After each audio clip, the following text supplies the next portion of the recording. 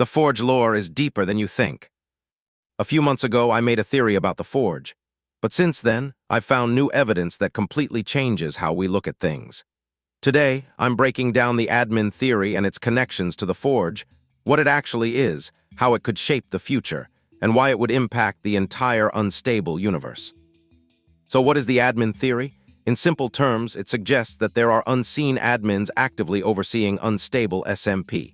This theory first gained traction after Parrot's video, where he was hunted by a hacker. Parrot questioned how the admins could let a hacker even access the server in the first place. That implied the existence of there being admins. This means that there must be an administration managing, updating, and overseeing the server. I explored this idea briefly in my Forge theory, so if you haven't seen that video yet, I highly recommend watching it first, as this video is a follow-up to that one. Now, while every server obviously has admins, unstable SMP seems different. Its administration doesn't act as a single unit. Instead, it appears to be divided into multiple sections, each responsible for different parts of the server. We've seen different groups of people that seem to be in charge of different locations of the server. For example, the OG players in the Farlands and the Soul Keepers in the Underworld. These people are actually admins who perform separate tasks. Basically, the Forge is the access point of the server. This is where admins access information about the server, create special items and structures, alter the server's workings, etc. So basically, my theory is that JamatoP is also one of the admins. He wears emerald flow trims, which is arguably similar to the emerald trims worn by the Soul Keepers in the Underworld, even if not the exact same type.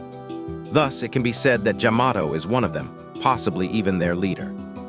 Another evidence of this is when we saw him enter the Nether portal and teleport instantly. You can only do this if you're in creative mode. Now, it can be said that this could be a mistake while recording, but it's not likely that Wemmbu would leave something like this in the video. Some time ago, we also thought that this was a mistake in the video, but we were all proved so wrong. So yeah, Jamato was basically in creative, and that would only happen if he was an admin. And this makes sense. Jamato clearly knew them. He talked to Soul Destroyer 67, who he trusted and who trusted him as well.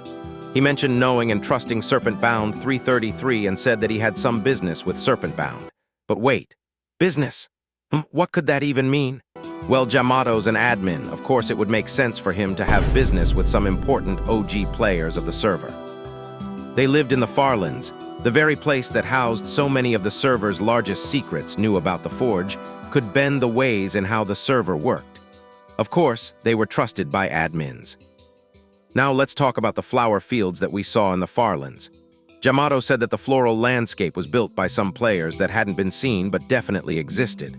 Now, who fits that description? The admins. The admins haven't been seen yet, at least in confirmed lore, but they do exist. The admins built the flowers that showcase some locations that took place on the server. They included a mural of the Underworld, the wormhole vault/prison, and an interesting illustration that Wemmbu didn't know about. People in the fandom are still trying to figure out what it could be, with the most common guesses being the Prince Zam Empire being blown up, Clown Pierce's crown, or a crown to signify the King's Ark. But my guess so far is that it's some sort of golden, castle-like structure that we haven't seen yet. It looks like it's engulfed in flames and heat, but you know where else there's a bunch of flames and heat? A forge. In real life, a forge is a place, like a furnace, which is extremely hot so that metal can melt and then be shaped into useful items. A forge is basically a place of creation. This almost perfectly matches the description of the forge that we know so far, which is that Lakerk had special items from the forge.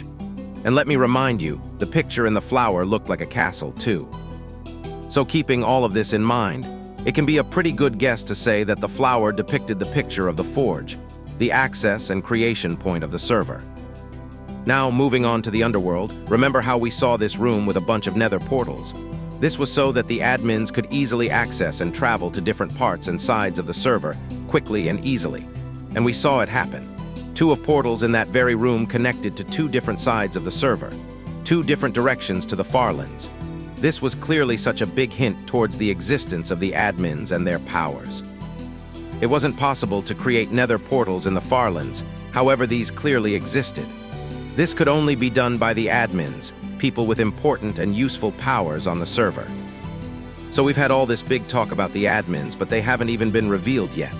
Why is that so? Because they're going to become important later. To be more specific, they will play a big role in future arcs, maybe even a major arc like the Mafia or the Law arc. This isn't confirmed yet, but if you've been on Wifies Discord server, you would probably have seen the admin arc being talked about there. Again, this isn't confirmed, but it is very possible that we may be witnessing the beginning of something very big. If you watched this far, you probably liked the video. And if you did, I'd greatly appreciate if you subscribed, and as always, thank you so much for watching.